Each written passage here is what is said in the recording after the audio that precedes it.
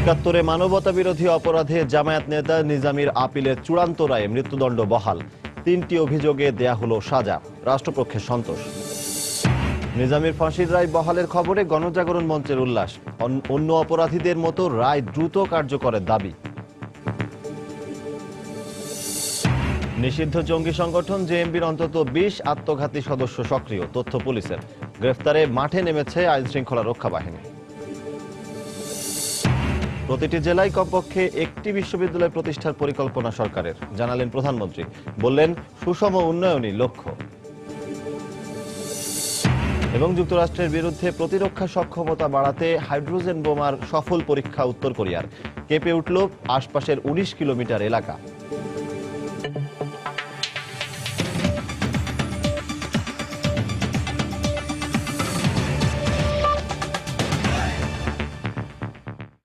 সময় সংবাদের সঙ্গে আছি আমি সজল দাস।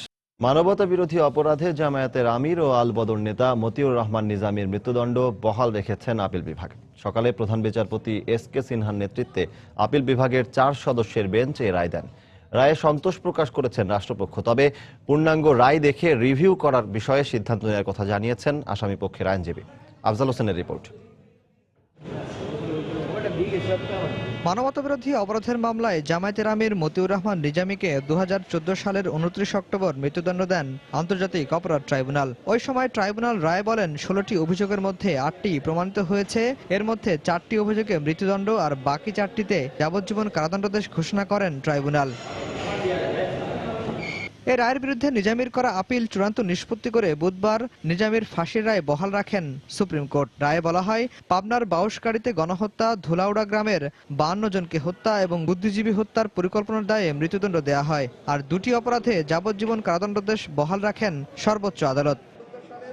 এই রায়ের প্রতিক্রিয়ায় আদালত থেকে বেরিয়ে সন্তোষ প্রকাশ করেন রাষ্ট্রপক্ষ। 3টি অভিযোগে তাকে ট্রাইব্যুনাল মৃত্যুদণ্ড প্রদান করেছিল। সেই মৃত্যুদণ্ড আমাদের সর্বোচ্চ আদালত আপিল বিভাগ আজকে বহাল রাখলেন। তার এগেইনস্টে প্রথম অভিযোগ ছিল। তবে আসামিপক্ষ বলছে, পূর্ণাঙ্গ রায় দেখে রিভিউ বিষয়ে সিদ্ধান্ত নেওয়া হবে। যে সাক্ষ্য প্রমাণ আছে সে সাক্ষ্য প্রমাণ বিচারকের কাছে তুলে ধরেছি, তিনি বিচার করেছেন। বিচারক যে দণ্ড দিয়েছেন, আইনজীবী হিসাবে আমাদের সেটাই মেনে নিতে হবে।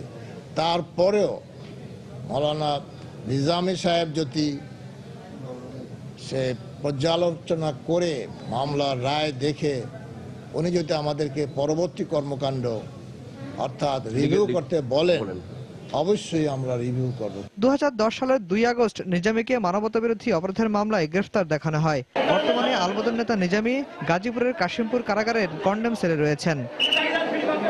জামায়াতের আমির মতিউর রহমান নিজামী এমন একজন আল বদর নেতা, যিনি 1971 সালে মুক্তিযুদ্ধের বিপক্ষে এবং পাকিস্তানের পক্ষে জিহাদ ঘোষণা করেছিলেন। রাষ্ট্রপক্ষ বলছে, সব আইনি প্রক্রিয়া মেনে এই রায় দ্রুত কার্যকর করা হবে। যদিও মতিউর রহমান নিজামীর হাতে শুধুমাত্র এই রায়ের বিরুদ্ধে রিভিউ করা ছাড়া আর আইনি কোনো পথ খোলা নেই। আফজাল হোসেন, সময় সংবাদ, ঢাকা। আন্তর্জাতিক অপরাধ ট্রাইব্যুনালে তদন্ত সংস্থার প্রধান সমন্বয়ক আব্দুল হান্নান বলেছেন, এই রায় প্রমাণ করে যুদ্ধাপরাধীদের ঘৃণ্য অপরাধের অভিযোগগুলো যথাযথভাবেই তদন্ত হয়েছে। ঠিকভাবে তদন্ত হয়েছে বলেই অপরাধগুলো প্রমাণ করতে সহজ হয়েছে। আমাদের তদন্ত সঠিক হয়েছে, প্রসিকিউশনও সঠিক হয়েছে এবং বিচার কার্য সঠিক। পাবনা ক্ষেত্রে যেগুলো মৃত্যুদণ্ড হয়েছে, আমরা দেখবেন 2টা মামলায় তার প্রত্যক্ষ পরোক্ষভাবে তার উপস্থিতি কোনো না কোনো জায়গায় ছিল।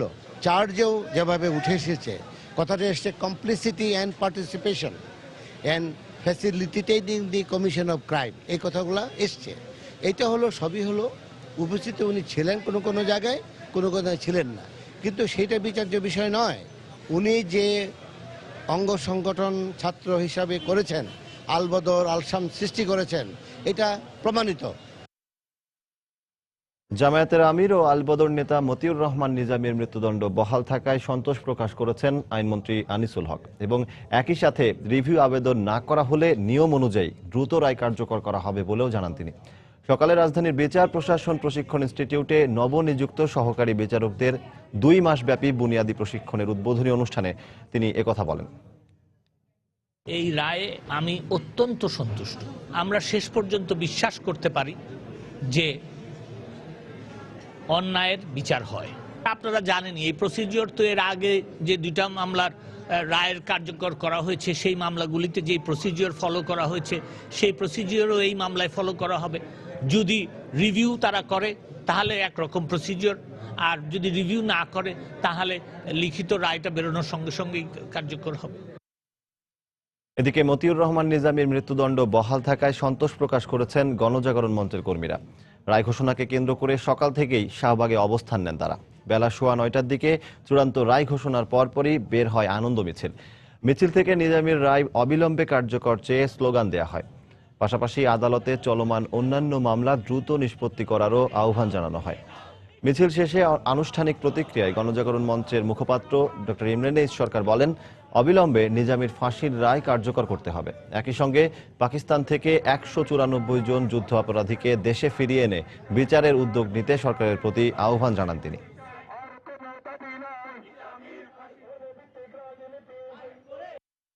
আজকে এই বিচারের মধ্য দিয়ে দীর্ঘদিনের মানুষের 45 বছরের যে অপেক্ষা, সে অপেক্ষার অবসান হলো।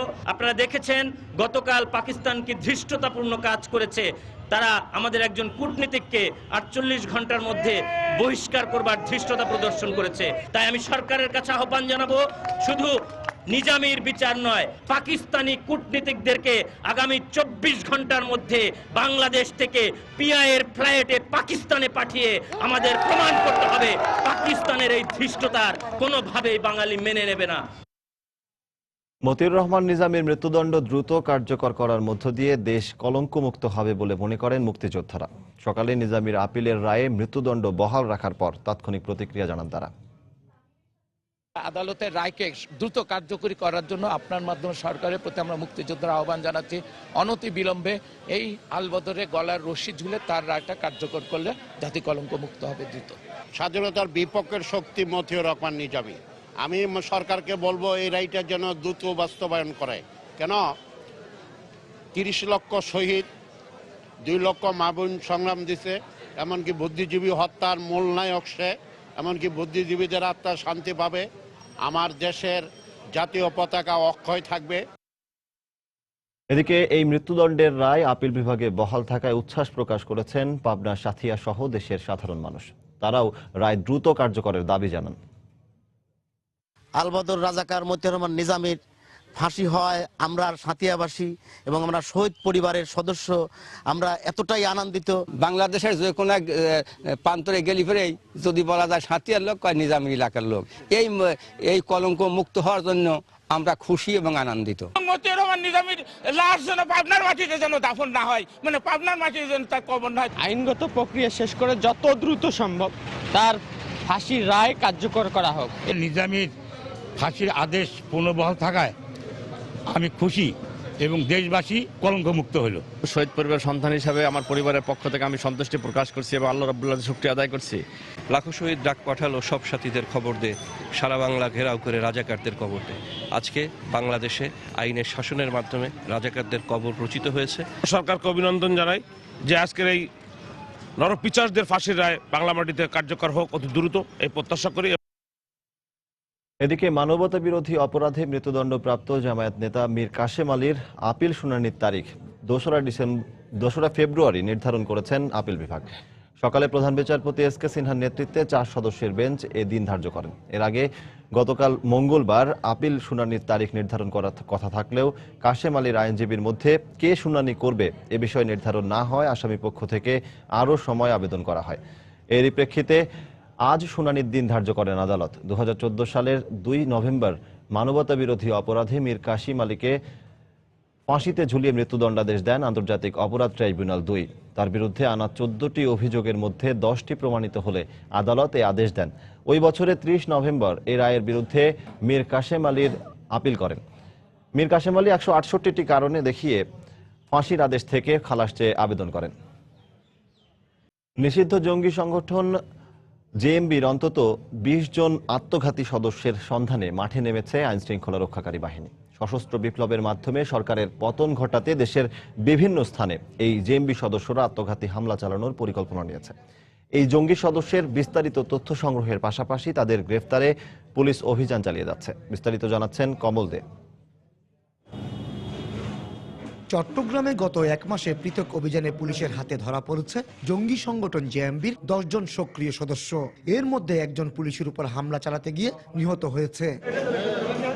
আর গ্রেপ্তারকৃত জঙ্গি সদস্যদের রিমান্ডে এনে টানা জিজ্ঞাসাবাদ করছে গোয়েন্দা পুলিশ।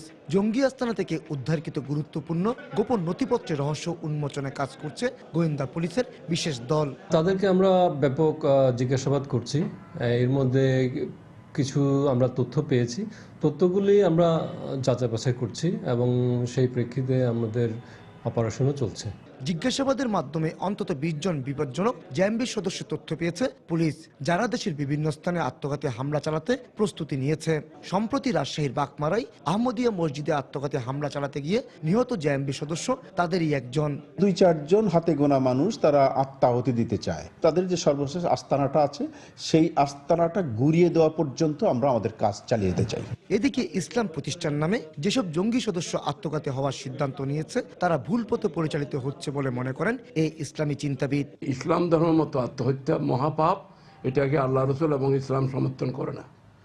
যারা এদিকে যাচ্ছে তারা ভুল পথে পা দিয়েছে, তাদেরকে ফেরত আসা দরকার। পুলিশ কর্মকর্তাদের মতে আত্মঘাতী জঙ্গি সদস্যরা পুলিশকে বিভ্রান্ত করতে নানা কৌশল অবলম্বনের পাশাপাশি প্রযুক্তি ব্যবহারে সচেতন হয়, তাদের গ্রেপ্তারে ব্যাগ পেতে হচ্ছে। কমল দে, সময় সংবাদ, চট্টগ্রাম। সময় সংবাদে আরো থাকছে, দেশীয় চিনি শিল্প বাঁচাতে আমদানির ওপর ভ্যাট আরোপের সিদ্ধান্ত ব্যবসায়ীদের সন্তোষ, সুনির্দিষ্ট নীতিমালা তাগিদ সংশ্লিষ্টদের। এবং দর্শক চাহিদা থাকায় পশ্চিমবঙ্গে বাংলাদেশি টেলিভিশন চ্যানেলে প্রচারে আগ্রহী বিপণনকারী সংস্থাগুলো, ডাউনলিংকের অনুমোদন না থাকায় সম্ভব হচ্ছে না বলে মন্তব্য। প্রতিটি জেলায় কমপক্ষে একটি বিশ্ববিদ্যালয় প্রতিষ্ঠার পরিকল্পনা সরকারের রয়েছে বলে জানালেন প্রধানমন্ত্রী শেখ হাসিনা। সকালে প্রধানমন্ত্রীর কার্যালয়ে বিশ্ববিদ্যালয় মঞ্জুরি কমিশনের উদ্যোগে মেধাবী শিক্ষার্থীদের মাঝে প্রধানমন্ত্রী স্বর্ণপদক প্রদান শেষে বক্তব্য রাখেন প্রধানমন্ত্রী। সে সময় তিনি বলেন, সমগ্র বাংলাদেশের উন্নয়নকে মাথায় রেখেই কাজ করছে সরকার। মেধা বিকাশের সুযোগ করে দিতে পারলে আমাদের দেশের ছেলেমেয়েরা শুধু নিজের দেশে না, বিশ্বব্যাপীও তারা যে বিরাট একটা অবদান রাখতে পারে সেটা কিন্তু আমরা প্রমাণ পেয়েছি। আমরা 12টি বিজ্ঞান প্রযুক্তি বিশ্ববিদ্যালয়, সাধারণত বিশ্ববিদ্যালয় করলে তো আমরা এমনি বিশ্ববিদ্যালয় নাম দিই, কিন্তু আমরা একটু বিশেষায়িত করার জন্য বিজ্ঞান প্রযুক্তি বিশ্ববিদ্যালয় নাম দিয়ে 12টা বিশ্ববিদ্যালয় করার আইন আমরা পাশ করে গেলাম।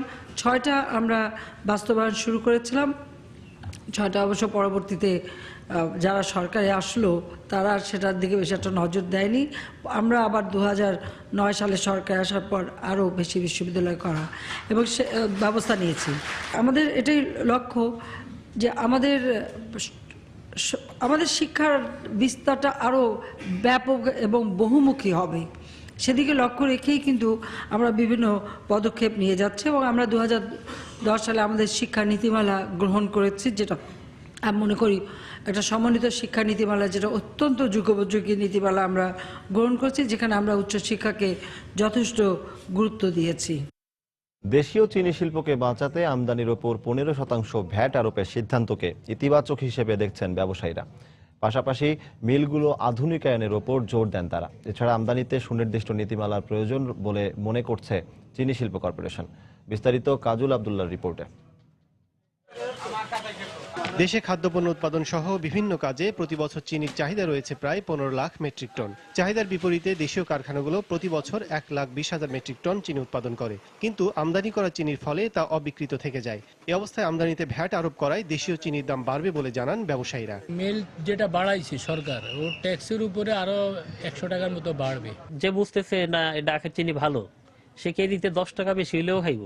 এদিকে ভ্যাট আরোপ করার আগেই রাজধানীর চিনির পাইকারি বাজারে প্রতি কেজি চিনির দাম 10 টাকা বেড়ে বিক্রি হচ্ছে প্রায় 42 টাকা। তবে ব্যবসায়ীরা জানান, বাজার স্থিতিশীল পরিবেশ সহ দেশীয় শিল্প রক্ষায় আরো বৃদ্ধি করতে হবে ভ্যাটের পরিমাণ। এছাড়া মিলগুলোর আধুনিকায়ন করে বাড়াতে হবে উৎপাদন। বাজার ভালো আমাদের জন্য সমস্যা, বাজার কমলেও আমাদের জন্য সমস্যা। একই পর্যায়ে থাকুক, এটা আমরা চাই। যে ট্যাক্স গভর্নমেন্ট ইম্পোজ করেছে আরো করা উচিত। আমদানি কিন্তু চিনির পাল্লা দিয়ে টিকাটা অসম্ভব। কলগুলি আছে সেগুলো অনেক পুরাতন, মেশিনারিজগুলি চেঞ্জ করে আরো উৎপাদন ক্ষমতাগুলি বাড়ানো হয়, তাহলে আপনার লাভবান হবে। অপরদিকে চিনি শিল্পের উন্নয়নে গ্রহণযোগ্য মূল্য নির্ধারণ এবং ব্যক্তিকেন্দ্রিক মুনাফা কমাতে আমদানি ক্ষেত্রে সুষ্ঠু নীতিমালা দরকার বলে মনে করেন এই কর্মকর্তা। অন্যান্য পণ্যের সাথে চিনির প্রাইসটা একটু সহনীয় পর্যায়ে থাকা বাঞ্ছনীয়।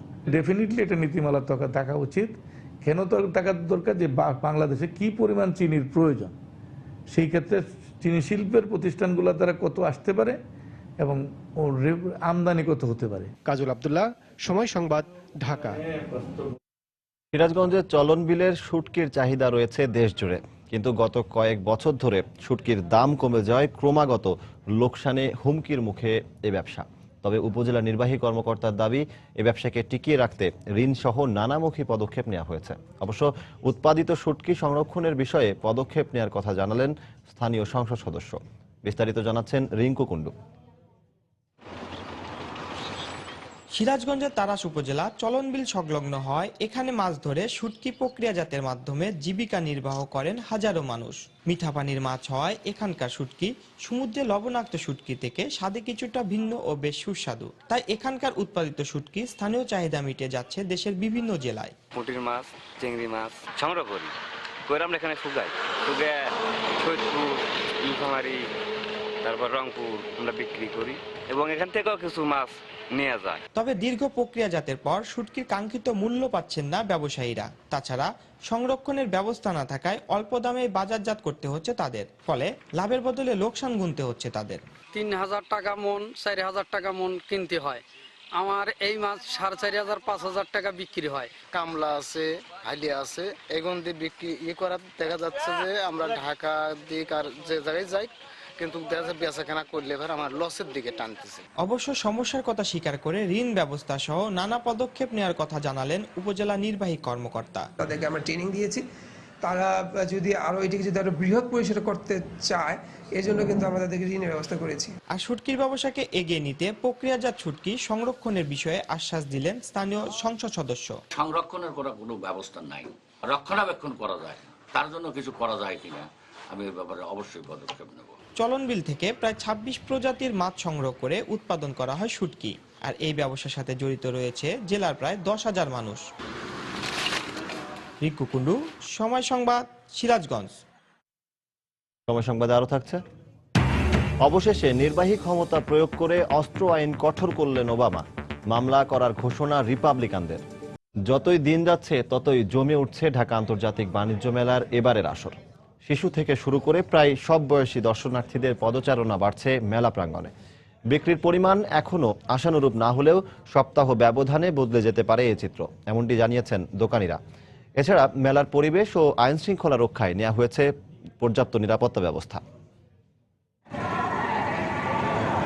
রাজধানীতে চলছে 21তম ঢাকা আন্তর্জাতিক বাণিজ্য মেলা। ক্রেতা ও দর্শনার্থীদের ভিড়ই জানান দিচ্ছে মেলার ব্যস্ততা।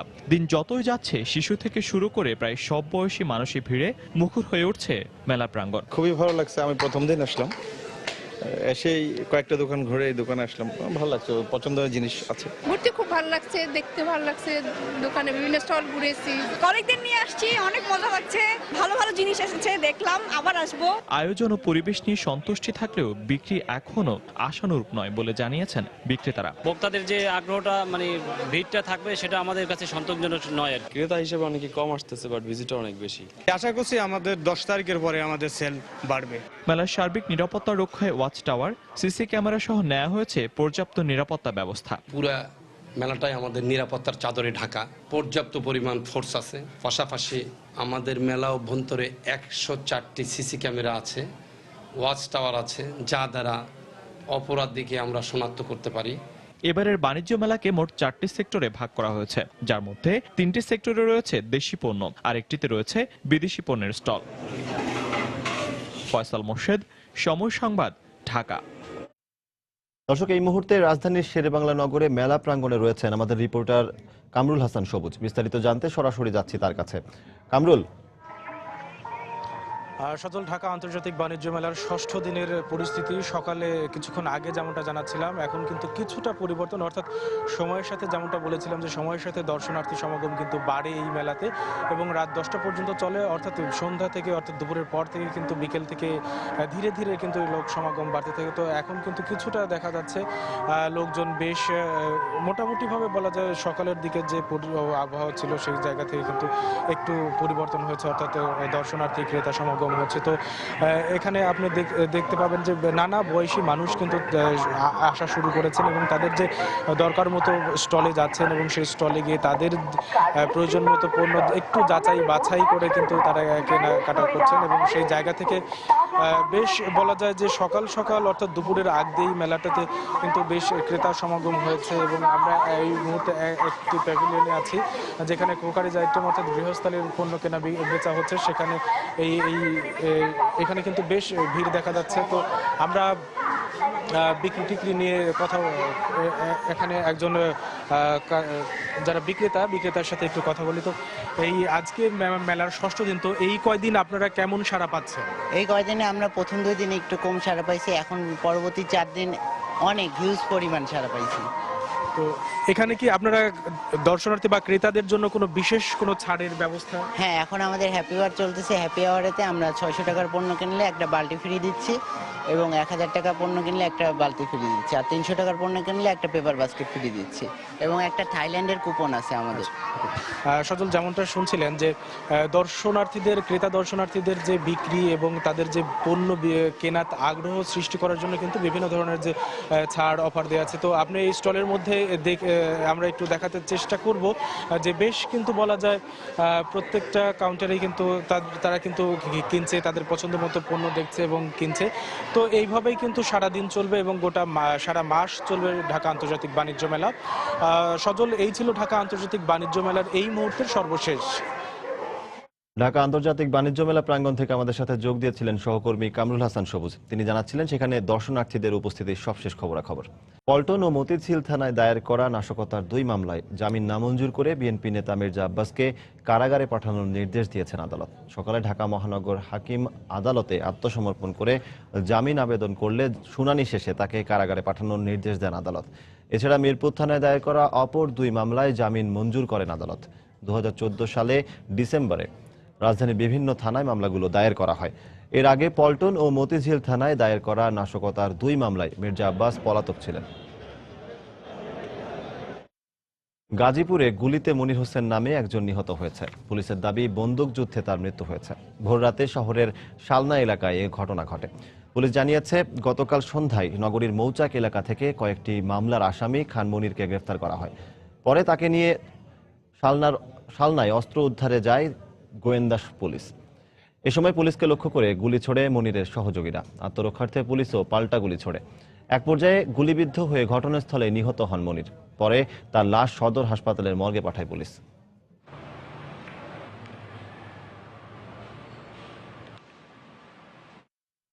রাজশাহীতে কমিউনিটি ক্লিনিকগুলোতে হঠাৎ করেই কমে গেছে ওষুধের সরবরাহ। এতে ক্ষোভ প্রকাশ করেছেন সেবা গ্রহণকারীরা। আর স্বাস্থ্য সহকারীরা বলছেন ওষুধ না থাকায় সুস্থ থাকার পরামর্শ দিয়েই সেবা দেওয়ার কাজ করছেন তারা। তবে জেলা সিভিল সার্জনের দাবি নিয়মিতভাবেই ওষুধ সরবরাহ করা হচ্ছে। হাবিবুর রহমান পাপ্পুর তোলা ছবিতে রাকিবুল হাসানের রিপোর্ট। 1998 সালে গ্রামীণ জনগোষ্ঠীর দোরগোড়ায় স্বাস্থ্যসেবা পৌঁছে দিতে প্রতি 6000 মানুষের জন্য প্রতিষ্ঠিত হয় কমিউনিটি ক্লিনিক। এখানে রক্তচাপ, প্রস্রাব, রক্ত পরীক্ষা, বাচ্চাদের 10টি ও মহিলাদের 5টি টিকা, গর্ভকালীন স্বাস্থ্যসেবা সহ সাধারণ রোগ নিরাময়ে সেবা দিচ্ছে ক্লিনিকগুলো। এখানে বিনামূল্যে দেওয়া হয় 30 ধরনের ঔষধ। কিন্তু রাজশাহীর ক্লিনিকগুলোতে শীতজনিত রোগের ওষুধ পাচ্ছেন না রোগীরা। ডাক্তারদের কাছে গেলে ওরা ওষুধ লিখে দেয়, সরকারি ক্লিনিকে গেলে তো ওষুধ দেয় না। তো আমরা তো কৃষক লোক, আমার তো কোনো ইয়ে নাই, আমরা যদি যাইতে বলে ওষুধ ভালো ওষুধ নাই। ক্লিনিকে খুব কমই যায়, ওই ওষুধ দেয় বা বাড়িতে কিনে খেতে হয়, তো বাইরে চিকিৎসা করি আমরা। স্বাস্থ্য সহকারীরা বলছেন প্রতি 1.5 মাসে 1 কার্টুন ওষুধ দেওয়া হলেও আগস্টের পর থেকে সরবরাহ কমে যাওয়ায় সমস্যা বেড়েছে। ওষুধের সাপ্লাই আসছে না, তাহলে দিবে কি করে? ধার করা ওষুধের মতন ওই দারুসা মেডিকেল থেকে কিছু নিয়ে আসে ওই একটু একটু করে দিয়েছে, থামানো হয়েছে। তবে জেলা সিভিল সার্জনের দাবি ওষুধ সরবরাহ নিয়মিত হচ্ছে। ওষুধের কোনো আইটেম যদি ঘাটতি হয় তো আমরা পার্শ্ববর্তী যদি কোনো কমিউনিটি ক্লিনিকে সেই আইটেমটা থাকে সেখান থেকে আমরা ওটা দিয়ে কভার করি, এবং সেখানেও যদি কভার না হয় তাহলে আমরা উপজেলা হেলথ কমপ্লেক্স থেকে অথবা সিভিল সার্জন ডিআরএস থেকে আমরা এটা দিয়ে কভার করি। জেলা সিভিল সার্জন অফিসের তথ্য অনুযায়ী রাজশাহী জেলায় 233টি কমিউনিটি ক্লিনিক রয়েছে। গড়ে প্রতিদিন এই সব ক্লিনিক থেকে সেবা নিচ্ছে 25,000-এরও বেশি মানুষ। রাকিবুল হাসান, সময় সংবাদ, রাজশাহী। অবিলম্বে যুদ্ধাপরাধী মতিউর রহমান নিজামী সহ সকল যুদ্ধাপরাধীদের ফাঁসির রায় কার্যকর করা ও পাকিস্তানি 195 জন যুদ্ধাপরাধীর বিচারের দাবিতে গণ অবস্থান, মানববন্ধন সহ নানা কর্মসূচি পালন করেছে বেশ কয়েকটি সংগঠন। সকালে রাজধানী প্রেস ক্লাবের সামনে এসব কর্মসূচি পালন করে তারা। সকাল 10টায় প্রেস ক্লাবের সামনের রাস্তায় যুদ্ধাপরাধী জামায়াত নেতা মতিউর রহমান নিজামীর রায় দ্রুত কার্যকরের দাবিতে গণ অবস্থান কর্মসূচি পালন করে আন্তর্জাতিক যুদ্ধাপরাধ গণবিচার। এতে নৌমন্ত্রী শাহজাহান খান ও মুক্তিযুদ্ধ বিষয়ক মন্ত্রী আকমা মোজাম্মেল হক উপস্থিত ছিলেন। এ সময় যুদ্ধাপরাধী সহ পাকিস্তানি 195 জন যুদ্ধাপরাধী বিচার দাবিতে শপথ বাক্য পাঠ করান নৌমন্ত্রী।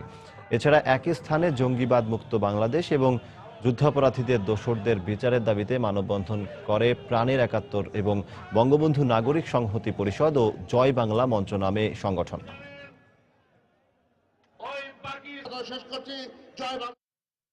স্থানীয় দর্শকের চাহিদা অনুযায়ী পশ্চিমবঙ্গে বাংলাদেশি টেলিভিশন চ্যানেল চালাতে আগ্রহী সেখানকার চ্যানেল বিপণনকারী সংস্থাগুলো। কলকাতায় আন্তর্জাতিক কেবল টিভি মেলায় অংশ নেয়া শীর্ষ বিপণনকারী সংস্থাগুলো এই কথা জানিয়েছেন সময় সংবাদকে। তবে ডাউনলিংকের অনুমোদন না থাকায় দর্শকদের কাছে বাংলাদেশি চ্যানেল পৌঁছানো সম্ভব হচ্ছে না বলে জানিয়েছেন তারা। আমাদের কলকাতা প্রতিনিধি সুব্রত আচার্যের পাঠানো তথ্য ও ছবি নিয়ে ডেস্ক রিপোর্ট। কলকাতার নেতাজি ইন্ডোর স্টেডিয়ামে মঙ্গলবার শুরু হয়েছে আন্তর্জাতিক কেবল টিভি মেলা। দেশ বিদেশ থেকে বহু টেলিভিশন চ্যানেল কর্তৃপক্ষ এতে অংশ নেয়। পশ্চিমবঙ্গে চ্যানেল বিপণনকারী কর্তৃপক্ষ জানান, পশ্চিমবঙ্গে দর্শকদের ব্যাপক চাহিদা রয়েছে বাংলাদেশি চ্যানেল এবং অনুষ্ঠানের প্রতি। প্রতিনিয়তই গ্রাহক সেবা কেন্দ্রে বাংলাদেশি চ্যানেল দেখার দাবি জানিয়ে ফোন আসে তাদের কাছে। বাংলাদেশের চ্যানেল নিয়ে অন্তত পশ্চিমবাংলা এবং এর জনপ্রিয়তা অস্বীকার করার কোনো জায়গা নেই। আমাদের আপনাদের কাছেও ডিমান্ড থাকবে যে আপনাদের সরকার এবং আমাদের সরকার সম্মিলিত প্রচেষ্টায় এটাকে যদি লিগ্যালাইজড করে আমাদের ব্যবসার দিক দিয়ে উন্নতি। তবে সেদেশে সরকারের ডাউনলিংকের অনুমোদন না থাকায় চ্যানেল দেখানো সম্ভব হচ্ছে না বলে জানালেন তারা। অন্যদিকে বাংলাদেশি চ্যানেল মালিকরা অভিযোগ করেছেন, সেদেশের মাল্টি সিস্টেম অপারেটর বা MSO আকাশচুম্বী মূল্য ধার্য করায় দর্শকদের চাহিদা পূরণ করা সম্ভব হচ্ছে না। যে ডিমান্ড ক্রিয়েট করতে হবে, তাহলে ডেফিনেটলি ভাষা তো কোনো প্রবলেম না, সেম ভাষা। হিন্দি যদি ছেড়ে দেন তাহলে কিন্তু বাংলা চ্যানেলে বেশি ডিমান্ড আছে। প্রতিবন্ধকতা পেরোলেই ওপার বাংলায় বাংলাদেশি চ্যানেলের বিশাল বাজার আছে বলে মনে করেন তারা। ওইখানকার যে ধরনের প্রোগ্রামিং হয় আর আমাদের এখানে যেটা অনেকটা ডিফারেন্ট হয়ে গেছে, তো ওইটার একটা চাহিদা আছে। বাট চাহিদা থাকলে কি হচ্ছে, লিগ্যালিটিস আগে, লিগ্যালিটির বাইরে গিয়ে আমরা দিতে পারি না, তো আমরা কোনো বাংলাদেশ চ্যানেল দিতে পারি না। সরকারি অনুমোদন পেলে পশ্চিমবঙ্গ সহ ত্রিপুরা, আসাম এমনকি ঝাড়খণ্ডেও বাংলাদেশের চ্যানেল পৌঁছানো সম্ভব বলে মত তাদের। সময় সংবাদ, কলকাতা। চলতি বছরেই 4G নেটওয়ার্ক চালু করা হবে বলে জানিয়েছেন ডাক ও টেলিযোগাযোগ প্রতিমন্ত্রী তারানা হালিম। সকালে সচিবালয়ে এক আনুষ্ঠানিক সংবাদ সম্মেলনে তিনি এ তথ্য জানান। এ সময় সাইবার ক্রাইম বন্ধের উপরও জোর দেওয়া হচ্ছে বলেও জানান তারানা হালিম। 2016 সালে আমরা 4G চালু করব এবং এই লক্ষ্যে আমাদের তরঙ্গ নিলাম অনুষ্ঠিত হবে। আমাদের টেলিযোগাযোগ নীতিমালার খসড়া ইতিমধ্যেই চূড়ান্ত হয়েছে। আমরা মোবাইল নাম্বার পোর্টেবিলিটি বা MNP কার্যক্রম মার্চ থেকেই আমরা শুরু করব এবং MNP লাইসেন্স কার্যক্রমকে এক স্বচ্ছতা এবং জবাবদিহিতা আনার জন্য খসড়ায় কিছুটা পরিবর্তন করা হয়েছে। আগামী 17 এপ্রিল 5 বছর পূর্ণ করতে যাচ্ছে সময় সংবাদ। এই উপলক্ষে মাস জুড়ে দেশের প্রতিটি জেলায় দর্শকদের কাছে যাচ্ছে সময়ের সংবাদ দল, জানছে সময় সংবাদ নিয়ে তাদের মতামত। দর্শকের কাছে যাত্রায় দলটি এখন রয়েছে নওগাঁয়। সকালে শহরের মুক্তি মোড় এলাকায় আয়োজন করা হয় এই অনুষ্ঠানের। এ সময় বিভিন্ন শ্রেণী পেশার মানুষ সেখানে ভিড় জমান। তারা সময় সংবাদ নিয়ে তাদের ভালো ও মন্দ লাগার কথা জানান। বস্তুনিষ্ঠ সংবাদ ও মুক্তিযুদ্ধ বিষয়ক অনুষ্ঠান প্রচারের জন্য সময় সংবাদের প্রশংসা করেন দর্শকরা। পাশাপাশি সময় সংবাদকে এগিয়ে নিতে নানা পরামর্শ দেন তারা।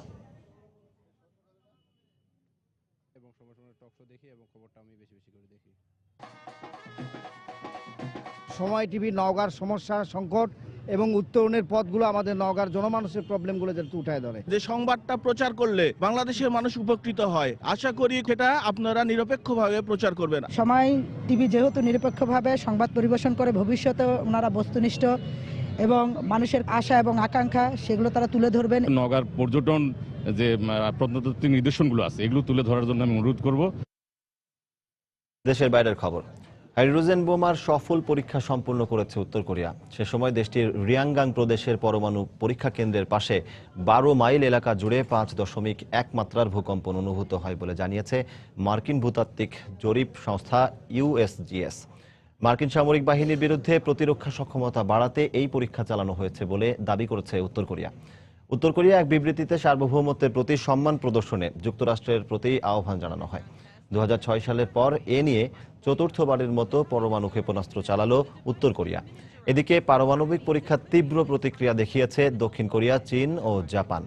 সংবাদ মাধ্যম বিবিসি জানিয়েছে জরুরি মন্ত্রিসভার বৈঠক করেছে দক্ষিণ কোরিয়া।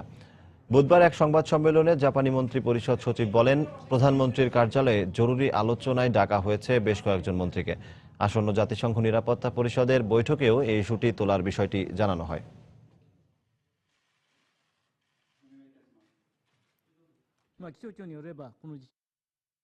অবশেষে অস্ত্র আইন কঠোর করতে নিজের নির্বাহী ক্ষমতা প্রয়োগ করলেন মার্কিন প্রেসিডেন্ট বারাক ওবামা। এতে করে যুক্তরাষ্ট্র এখন থেকে আগ্নেয়াস্ত্র ক্রেতারা বাধ্য থাকবেন প্রয়োজনীয় তথ্য সরবরাহ করতে। মঙ্গলবার হোয়াইট হাউসে ভাইস প্রেসিডেন্ট জো বাইডেনকে সাথে নিয়ে এই ঘোষণা দেওয়ার সময় আবেগ আপ্লুত হয়ে পড়েন তিনি। চোখের পানি ফেলে তিনি এই সময় স্মরণ করেন 2012 সালে স্যান্ডি হুক প্রাইমারি স্কুলে সন্ত্রাসী হামলায় নিহত 20 শিশুকে। উপস্থিত ছিলেন ওই ঘটনায় নিহত শিশুদের পরিবারের সদস্যরাও। বারাক ওবামা তার বক্তব্যে বলেন, এই হামলার ঘটনা তাকে মানসিক যন্ত্রণায় ফেলেছে। এরপরই তিনি সিদ্ধান্ত নেন যুক্তরাষ্ট্র আগ্নেয়াস্ত্র বেচাকেনা নিয়ন্ত্রণ করার। তবে নাগরিকদের স্বাধীনতায় হস্তক্ষেপ করা হবে বলে দাবি করে প্রথম থেকেই বিরোধী দল রিপাবলিকান এর বিরোধিতা করে আসছে। কংগ্রেসেও রিপাবলিকানদের সংখ্যাগরিষ্ঠতা থাকায় ভেস্তে যায় ওবামার আগ্নেয়াস্ত্র বেচাকেনা নিয়ন্ত্রণ আইনের প্রস্তাব। এরপরই প্রেসিডেন্ট ওবামা তার নির্বাহী ক্ষমতা প্রয়োগ করলেন। ওবামার ভাষণের পর হাউস অব রিপ্রেজেন্টেটিভসের নেতা রিপাবলিকান পল রায়ান জানিয়েছেন, এই পরিকল্পনা চ্যালেঞ্জ করে আদালতে মামলা করা হবে। All of us need to demand a Congress brave enough to stand up. এদিকে যুক্তরাষ্ট্রের আগ্নেয়াস্ত্র বেচাকেনা নিয়ন্ত্রণ করতে মার্কিন প্রেসিডেন্ট বারাক ওবামা যখন নিজের সর্বোচ্চ চেষ্টা চালাচ্ছেন, ঠিক তখনই দেশটিতে আয়োজন করা হলো বাৎসরিক বন্দুক মেলার। আন্তর্জাতিক গণমাধ্যমগুলো বলছে, এ মেলায় নিবন্ধিত ব্যবসায়ীদের অস্ত্র বিক্রির ক্ষেত্রে কিছুটা নিয়ম মেনে চলতে হলেও অনিবন্ধিত খুচরা বিক্রেতারা খুব সহজেই হাতে পেয়ে যাচ্ছেন ভয়াবহ সব আগ্নেয়াস্ত্র। সম্প্রতি যুক্তরাষ্ট্রে অনুষ্ঠিত হয়ে গেল বছরের প্রথম গান শো বা আগ্নেয়াস্ত্রের মেলা। নতুন অস্ত্র ও এর আনুষঙ্গিক সরঞ্জাম কিনতে বিভিন্ন বয়স ও শ্রেণী পেশার মানুষের ভিড় ছিল চোখে পড়ার মতো। যুক্তরাষ্ট্রের কোটি কোটি ডলারের এই শিল্প টিকে আছে মানুষের আত্মরক্ষার বিষয়টিকে পুঁজি করেই। আমি বন্দুকের একটি লেজার সাইট কিনেছি। এতে লক্ষ্যবস্তুতে গুলি করা সহজ হয়। সন্ত্রাস যেভাবে মাথা চারা দিয়ে উঠছে, তাতে বাচ্চাদের নিয়ে চলাচল করতে ভয় লাগে। অস্ত্র থাকলে নিরাপদ মনে হয়, অন্তত আত্মরক্ষার কিছু তো আছে। সব ধরনের মানুষের রুচি ও প্রয়োজনীয়তার কথা মাথায় রেখে গান শোতে হরেক রকমের আগ্নেয়াস্ত্রের পসরা সাজিয়ে বসেন বিক্রেতারা। শৌখিন নারীদের জন্য গোলাপি রঙের পাশাপাশি চোখে পড়বে শিকারের উপযোগী এয়ারগান, ছোট আকৃতির শটগান, রিভলভার, এমনকি শর্ট ব্যারেল গানের মতো বিপজ্জনক অস্ত্র।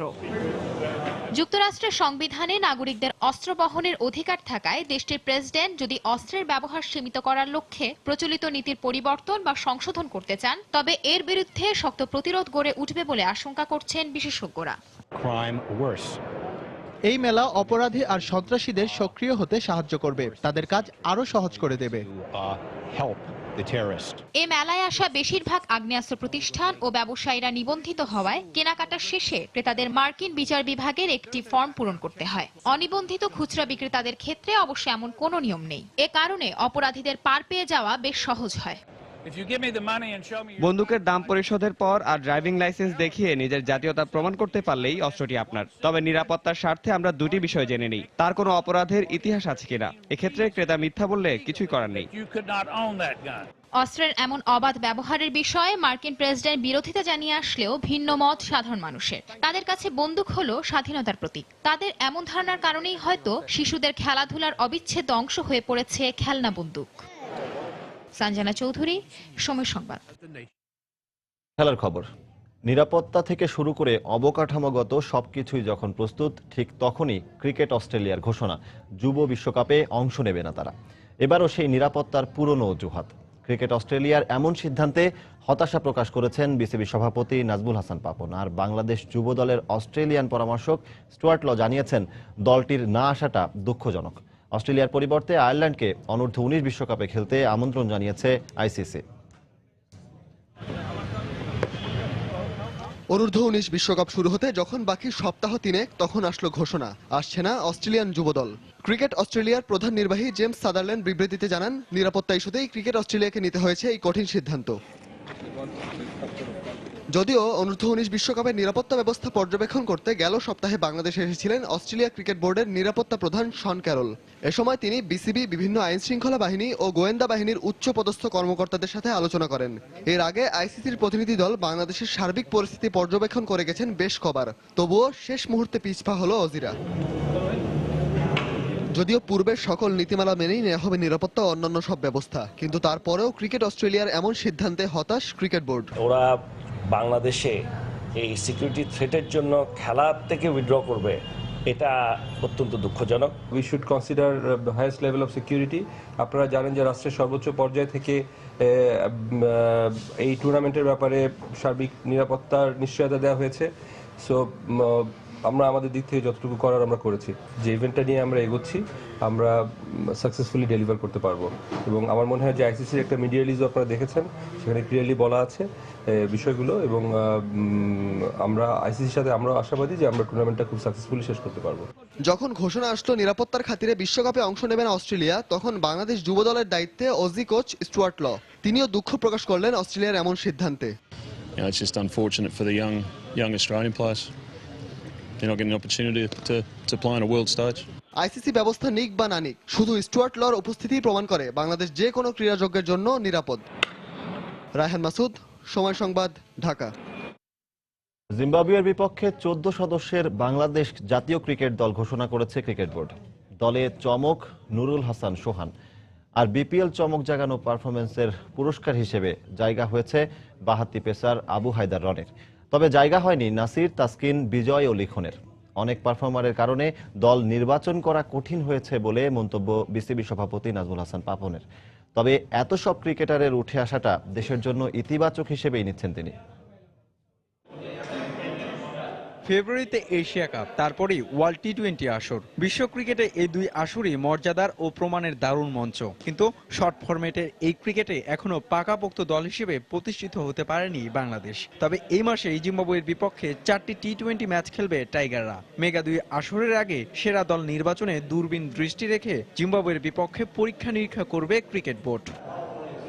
তাই জাতীয় দলে একেবারে নতুন দুই মুখ নুরুল হাসান সোহান ও বিপিএল এর আবিষ্কার আবু হায়দার রনি। খুব একটা আলোকিত পারফরমেন্স না করেও আছেন শুভাগত হোম চৌধুরী। তবে বিপিএল এ দারুণ খেলার পুরস্কার হিসেবেই জাতীয় দলে ডাক পেয়েছেন আবু হায়দার রনি। আর সোহানকে নেওয়া হয়েছে 7 নম্বর ব্যাটিং পজিশনে পরখ করে নিতে। এছাড়াও উইকেট কিপিং এও দুর্দান্ত সে। আর অফ স্পিনের সাথে ব্যাটিং এ বেশ জানা শুভাগত হোমের। এই তিনের মধ্যে মূলত পরীক্ষা নিরীক্ষা করবে নির্বাচকরা। বাকিরা প্রত্যাশিত ও নিয়মিত মুখ। অধিনায়ক মাশরাফি, ডেপুটি সাকিব আল হাসান আর ম্যাচ সহ দলের মোট 4 জন পেসার আর বিশেষজ্ঞ স্পিনার 1 জন। তবে ইতিবাচক দৃষ্টি থেকে বিসিবি সভাপতি জানালেন, এত পারফর্মারের ভিড়ে 14 জন খেলোয়াড় নির্বাচন করাটা চ্যালেঞ্জের। যখন এত পোটেনশিয়াল আছে, আমরা চিন্তা করেছি যে ন্যাশনাল টিমে ঢুকলে ওদের ওই ধরনের ট্রেনিং পেলে কোচ টোচ সবার মাধ্যমে আমরা তখন আরো ভালো অ্যাসেস করতে পারবো। টিমে আসছে, আমরা অ্যাটেনশন দিচ্ছি, তাদেরকে আমরা নজর দিচ্ছি স্পেশাল বোর্ড। এটাই হলো সবচেয়ে বড়। আমরা চাই যে তারা আরো ডেভেলপ করুক, আমাদের ন্যাশনাল টিমে জায়গা করে নিই। তবে জাতীয় দলে নিয়মিত দুই মুখ নাসির হোসেন ও তাসকিন আহমেদকে জিম্বাবুয়ের বিপক্ষে বাকি 2 টি-20-র জন্য বিবেচনা করা হবে বলে জানা গেছে। হুমায়ুন কবির রোজ, সময় সংবাদ, ঢাকা। বিপিএল এ তামিম ইকবাল আর সিলেট সুপারস্টার্সের মালিকের বিবাদের তদন্ত করে দুপক্ষকেই দোষী সাব্যস্ত করেছে ক্রিকেট বোর্ড। ডিসিপ্লিনারি কমিটির প্রধান শেখ সোহেল জানিয়েছেন, জিম্বাবুয়ে সিরিজের পর আর্থিক জরিমানা গুনতে হবে দুপক্ষকেই। সাবেক অধিনায়ক রাকিবুল হাসান বিসিবি কর্মকর্তাদের নিয়ে বাজে মন্তব্য করায় দুঃখ প্রকাশ করেছেন শেখ সোহেল।